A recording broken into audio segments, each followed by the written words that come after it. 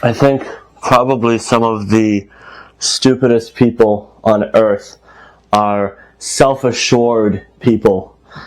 People who know just enough about a subject to feel like they know everything about that subject. And I also think in politics, there are people who know a little bit and become very, very sure that they know everything there is to know.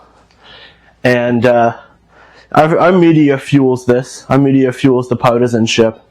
And so I feel like we got a bunch of people running around who are at like 99% certainty. They're at like nearly 100% certainty in themselves.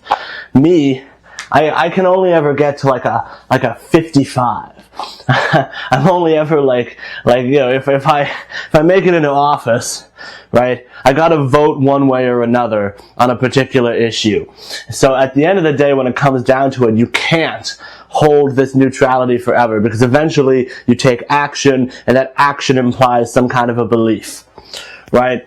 But when I take action, my action is always at like a 55% level of certainty. I'm always like, yeah, this is maybe probably the right thing to do, sort of, almost. And maybe the other guys are right. I don't know how you get rid of that. Maybe that voice in my head is louder than the voice in you guys' head. But I can never get rid of the voice in my head that says, hey, have you considered that everything you've ever believed is wrong, and that everybody you hate is right, and that everybody you love is terrible? Have you considered that? Have you considered that everything you've ever thought is wrong? And, you know, I'm very neurotic. I go back over it again and again. And on an individual level, there's an unhealthiness to that, I think, because it makes me think about the same subjects a lot, and I think I sort of waste time thinking about the same subjects a lot. But on a societal level, I think it's good to have that kind of humility. I think it has made me smarter. I think it's made me a better person to have that kind of humility. And I think that humility represents itself in pluralism and in liberalism, in the sense of being comfortable with the diversity of opinions. I'll be direct about it. The left these days, not a big fan of diversity of opinions, are they? Not a big fan. You know, I think the core of the problem is that we had this idea of like, Nazi punks, fuck off, or no platform for fascists, which on a basic level sounds great. Nobody likes Nazis, fuck the Nazis, get rid of the Nazis, okay? We had that idea. But what we forgot to realize was that there is no thick black line. There is no thick black line separating Nazis from like the entirety of the political right, or from people we just disagree with somewhat, right? And so we try to make these lines, but they don't work. Free speech, except for hate speech, really clearly doesn't work. Recently, we've seen the entire left have to learn this lesson the hard way, as the liberals, the very closed-minded, moderate liberal types, have been just absolutely silencing progressives, socialists, anarchists for being pro-Palestine.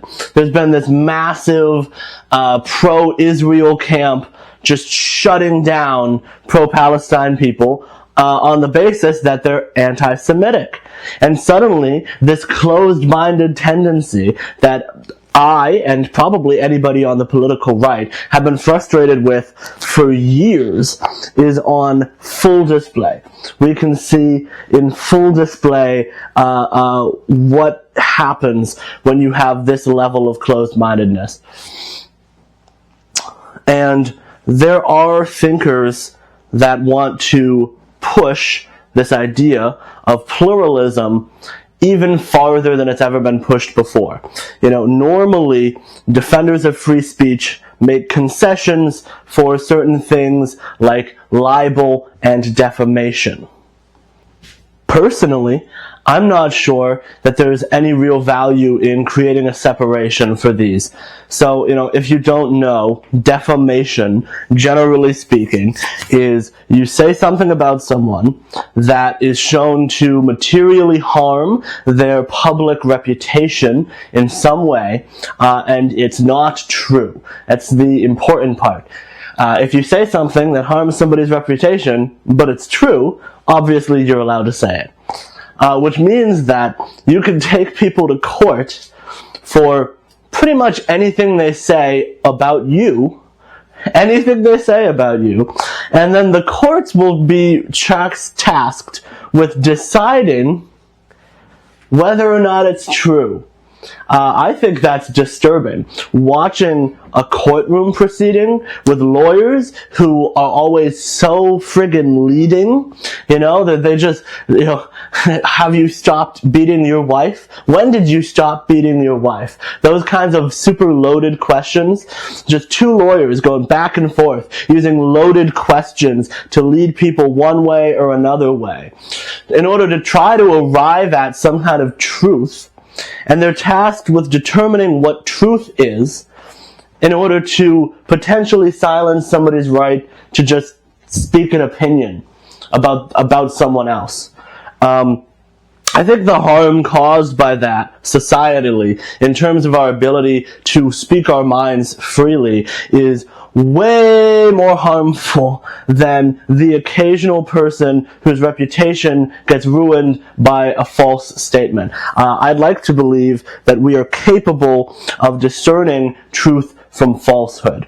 And this goes back to the core problem with the idea of sort of deplatforming people, not just in the sense of should Facebook or Twitter ban people, but even in the sense of, hey, you have a big channel, should you allow this person on your platform to speak? Should you allow this person on your YouTube channel to talk to you? I think for one thing, if you think about it, I think that it's good. I think it's uncontroversial to say that it would be good if more people just sat down and talked to one another in this country. I think that it's pretty uncontroversial, even on the more ban all hate speech variation of the left. I think it's probably still safe to say that a lot of people believe that we should be sitting down with our conservative or right-wing friends and neighbors and having those difficult conversations with them about why we believe what we believe, why they believe what they believe, and sort of trying to walk them in a direction, maybe, right? By having these conversations. Because otherwise, people just get isolated in their echo chamber, and the left watches CNN, the right watches Fox News or whatever, and everybody gets funneled into whatever set of opinions. If we talk to one another, maybe we can reduce the tension, maybe we can de-radicalize people, right?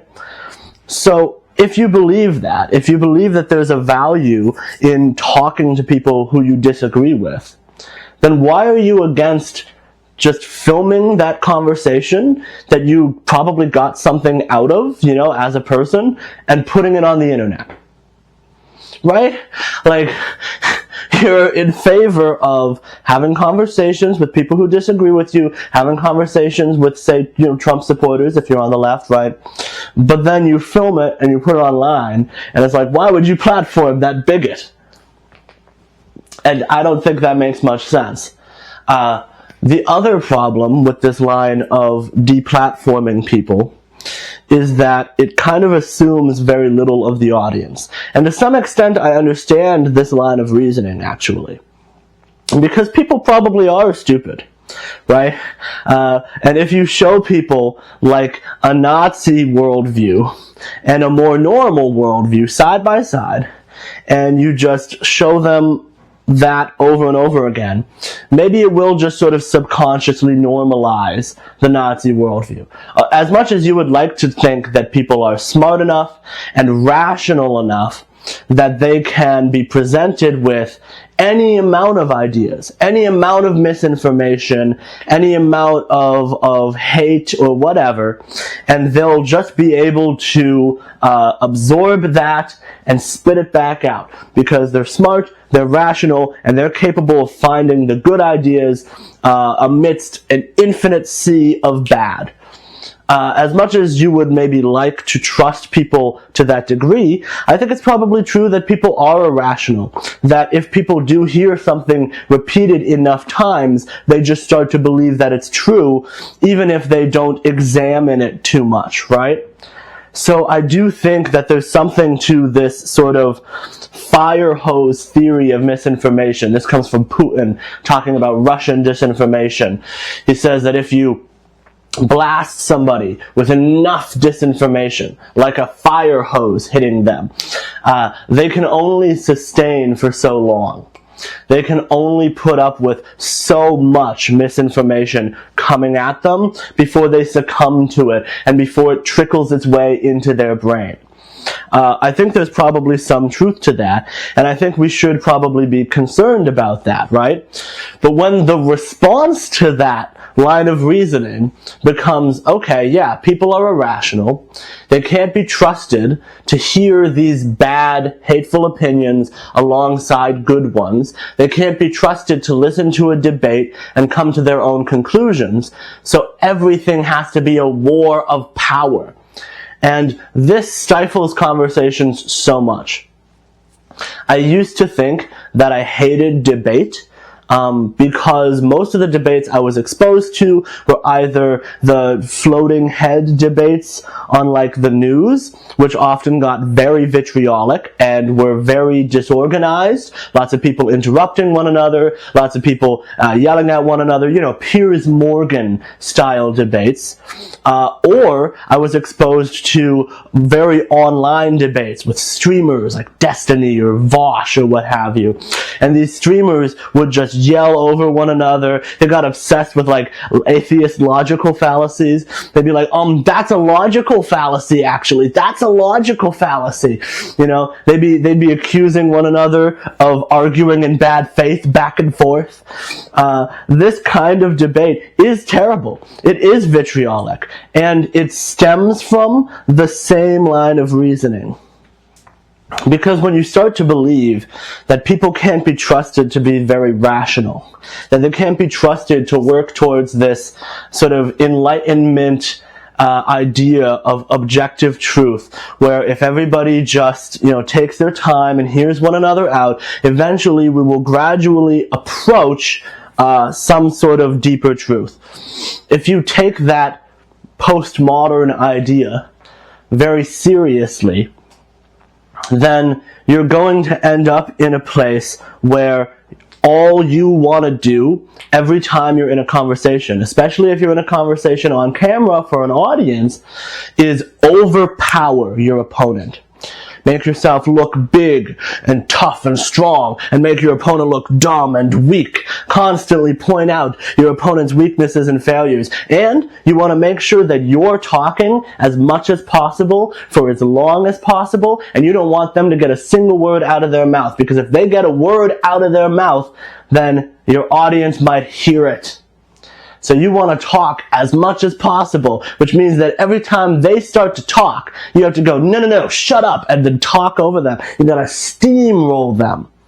That mentality is the essence of conversation these days. It is the essence of every debate we are born witness to. And it is born entirely from what I would call like a Michel Foucault, knowledge is power, war of ideas, where in the absence of the belief that people are rational enough to hear these conversations and come to their own conclusions, the goal instead becomes power. And so I think the left has become obsessed these days with overpowering the right. And I don't think it's working very well. But even if it is working, there's a loss. There's a loss happening here. You see cancel culture, for example. ContraPoints, big left-wing YouTuber. She got canceled for having a trans activist who is older and more conservative, who could be considered a trans medicalist, which means that he's often not a fan of non-binary trans people, had him read a single line in a video of hers about wealth inequality. Not even about trans issues. Not really, it was sort of adjacently about trans issues. By having him read that single line, she got canceled for being, I guess, transphobic, despite A, herself being a trans woman, and B, being not just not transphobic, but also like an avid defender of non-binary gender identities on her channel. And I think we should be in a place where a trans person can give it up to a different trans person who maybe doesn't share all of their opinions, and like collaborate on a YouTube video. I think that should be fine, actually. And when we have this level of sensitivity to platforming of people we disagree with, we end up in a place where we're constantly eating one another, constantly canceling one another, where it's dangerous to talk to other people. I think that's a really bad environment, and I think it does a disservice to the entirety of the left online. Now, some of you out there might be thinking, hey man, I'm all for free thinking and freedom of speech and so on, but there's got to be some kind of limits. I mean, you can't shout fire in a crowded theater, right? Well, that quote, "you can't shout fire in a crowded theater," actually comes from a 1919 Supreme Court decision about a socialist handing out pamphlets peacefully protesting the World War I draft.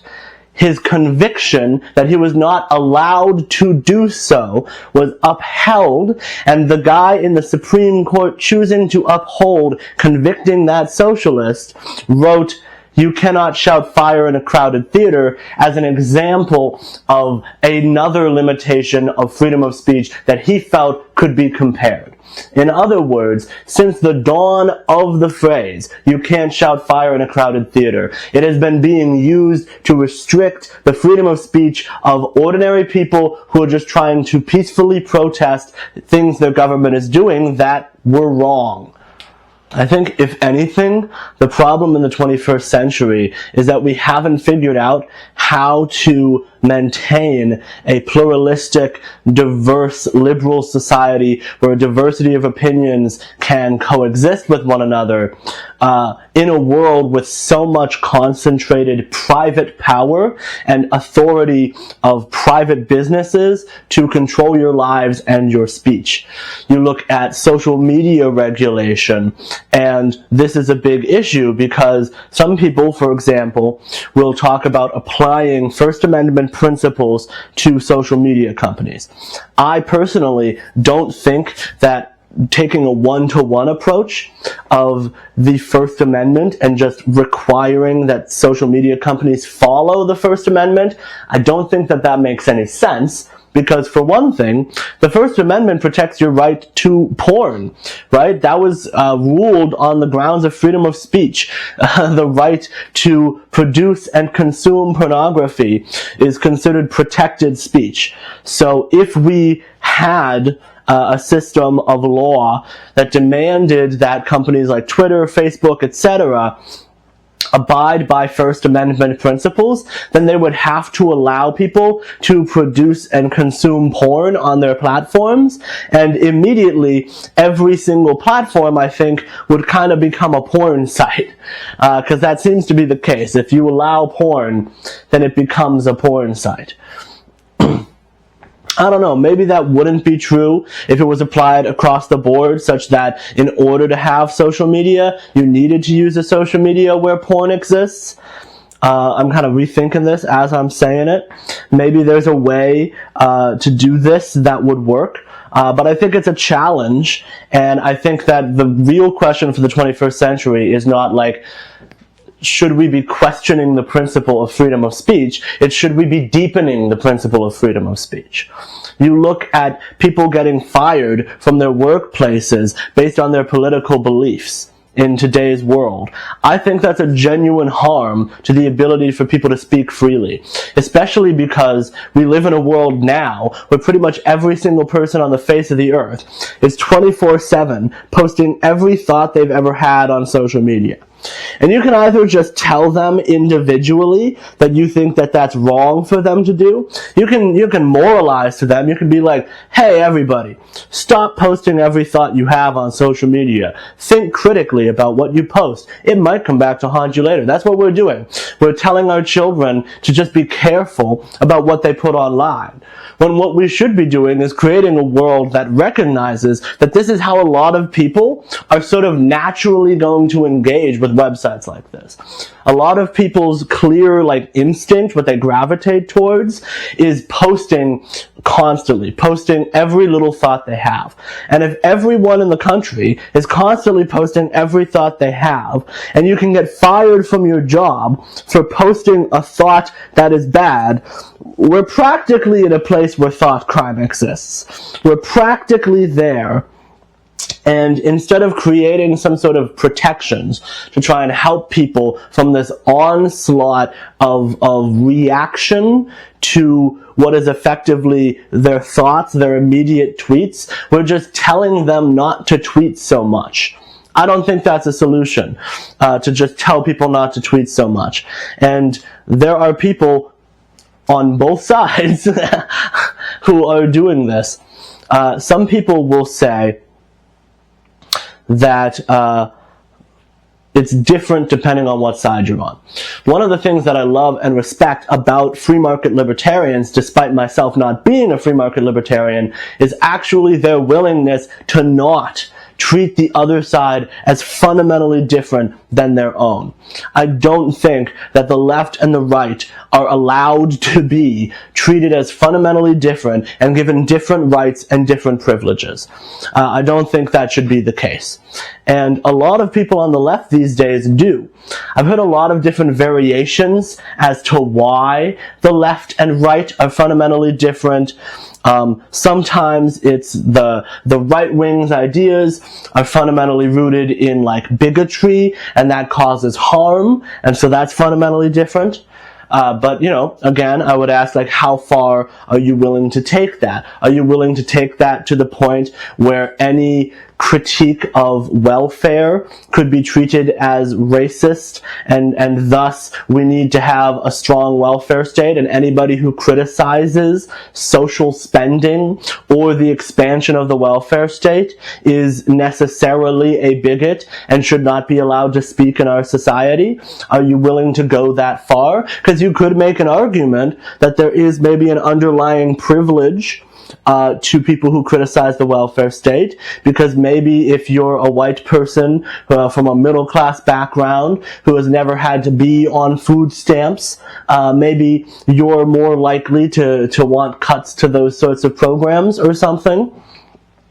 There's another argument that goes that the right wing is fundamentally about tradition and the defense of the status quo. And so centrism, being that centrism is a sort of tacit embrace of the status quo because they don't want to do anything one way or the other, centrism naturally gravitates towards the right, whereas the left is this force that has to act upon centrism. So centrists, you can't be a centrist, you can't be a free thinker, you can't be an open-minded person, because if you're an open-minded person, then you're going to default to the status quo. And if you default to the status quo, that's basically the same as being a fascist, because the fascists want to protect the status quo the most, and you just sort of implicitly want to protect the status quo.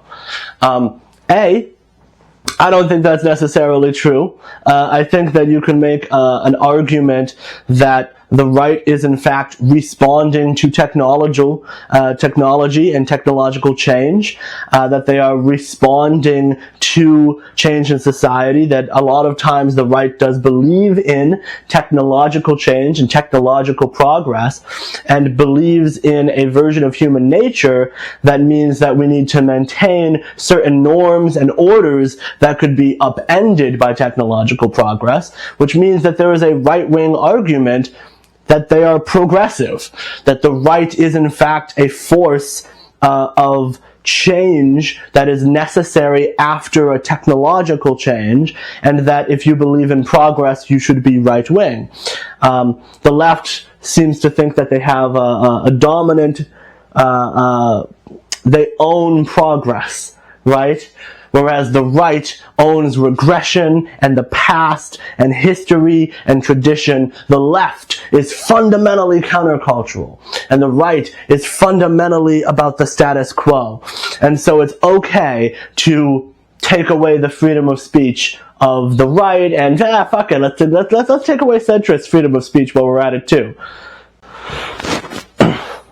Not only do I think that you can't definitively say that the left has a monopoly on progress and the future and change, and that the right is the status quo and thus the center always veers to the right.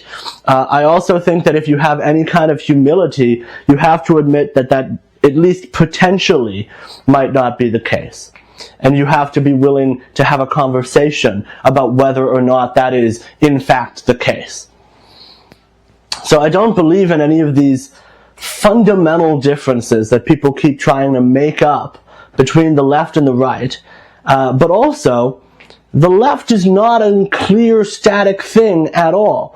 As we're seeing with the left that are pro-Israel, and the left that are pro-Palestine, or the left that are pro-gun, the left that are pro-gun control, right? The trans anarchist gun owner versus the liberal gun control advocate. We're seeing a left-wing divide on everything from the values of the Enlightenment to economic growth to all kinds of things. Wokeness. There's a version of the left that is critical of wokeness from a Marxist perspective. They don't believe in sort of reverse discrimination on the basis of race from a Marxist perspective. There's all kinds of splits within the left. And there's all kinds of splits within the right, too. We're seeing an emergent environmentalist right. We're seeing a version of the right that rejects the populism of Trump. We're seeing an emergence of a right, there's the libertarian right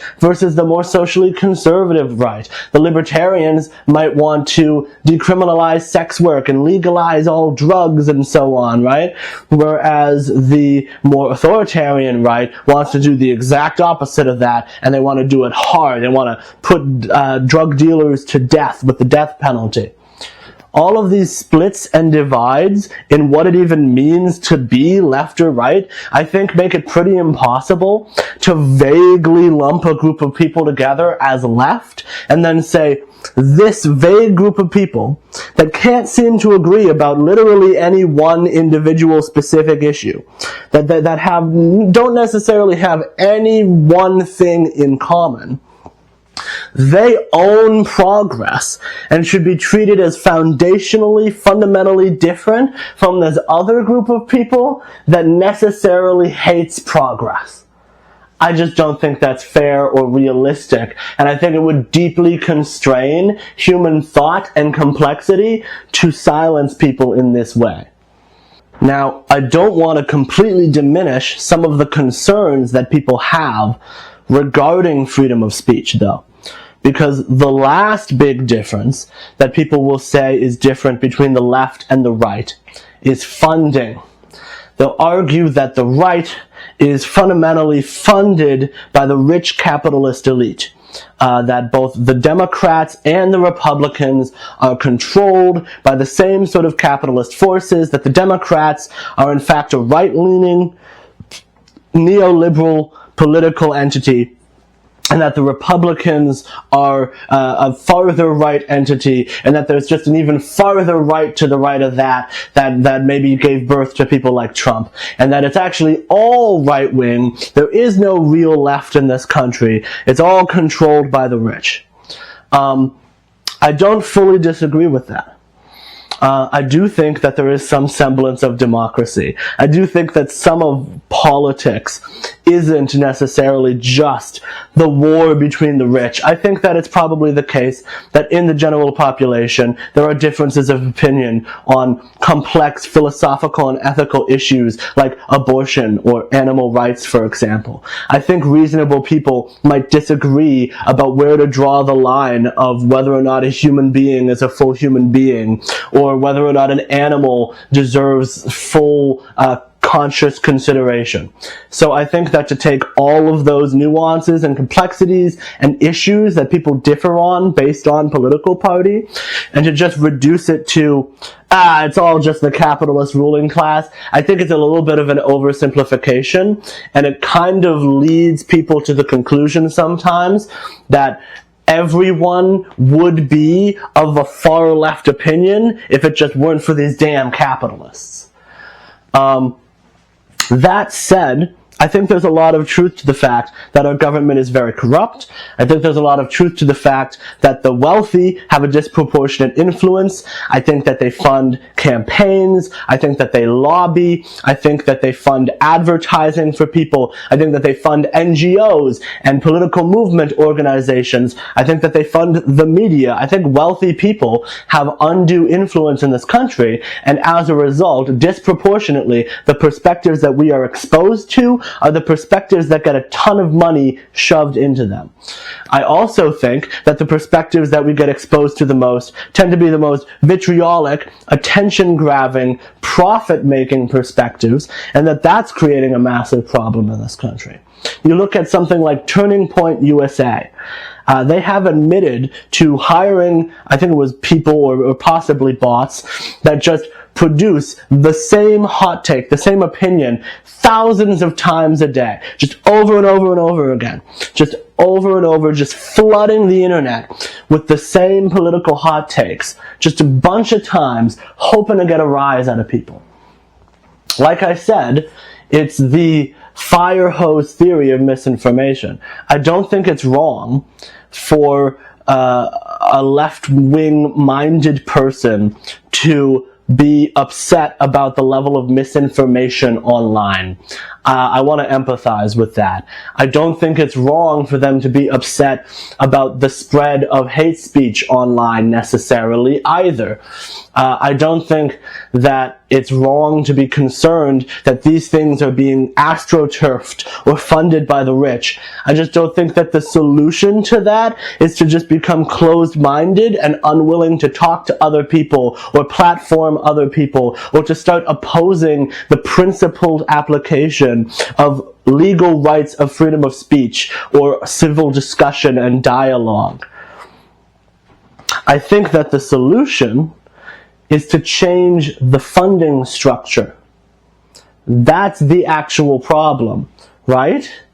If the problem is the rich's influence, then what you have to change is the material incentives by which our information and our debate is constructed in our society. The problem isn't that the news is allowing somebody like Richard Spencer to have a voice on their news channel. The problem is that the news is funded by these rich elites who have certain perspectives that they're more open to allowing on than others. The problem is that when the news invites on a certain perspective, that perspective gets put in front of as many people's eyes as humanly possible because they have the money to do so.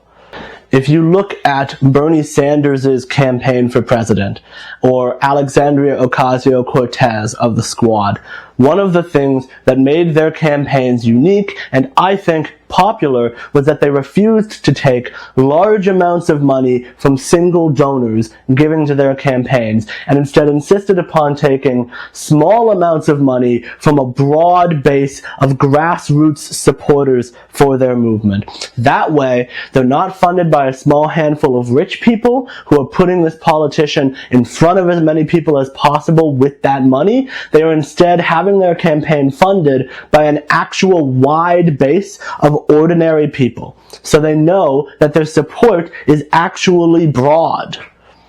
I think that that should be the case all the time. And so do they. They believe in campaign finance reform and publicly funded campaigns to help people who normally couldn't afford to run a political campaign to have some sort of bare bones starting capital in order to do so. That way there's more competition in our elections. We need to have people being primaried. We need to have term limits. We need to have people whose campaigns are no longer funded by the ultra-rich. And if that is the case, I don't necessarily care if those people end up right-wing or left-wing or libertarian or what. I'm not worried about that. I think that ordinary people running ordinary campaigns that have a broad base of support from other ordinary people is going to beat politicians funded exclusively by the rich, even if they have a significant difference in opinions between them. And this same line of logic applies elsewhere too. If you look at journalism and the media, Bernie Sanders actually had a policy that was very similar to his campaign finance related policy, but for the media. And there was a New York Times article, if I remember correctly, I think it was New York Times, where they were quoted saying, if Bernie Sanders' policy were enacted, the policy limiting large donations by a small handful of wealthy donors to media entities, they said, we wouldn't be able to stay in business. It's like, yeah, that's the fucking problem. The problem is that the only way that you're able to stay in business is because of like 5 rich people that give you all of your money. That is a problem. You should have to stay in business because a broad base of support from people who watch you and donate to you want you to stay in business. That is how the media should be funded. There can also be public funding. There's a group called Rebuild Local Journalism. And if they are to be believed, and I hope they are because I really don't want them to be a liberal group manipulating me, they believe in funding a diversity of media entities on a non-ideological basis. So for me, the test to that would be, do they have a Fox News and a CNN? Or do they have a real diversity of perspectives? Would you be allowed to start a tiny Fox News on their funding and on their network as long as your entity is structured properly? Because that's how they give you funding. They give you public funding as long as you are a non-profit organization with community roots that is like driven by your stakeholders. That's the solution. And that would solve a deep problem we have in this country of a lack of local journalism, because local journalism isn't as easily funded as these big national newspapers. What we need is to focus attention more on our actual communities and the local issues that directly affect us, instead of just watching the president all the time. And the way that we fund our media and our journalism should reflect that bias.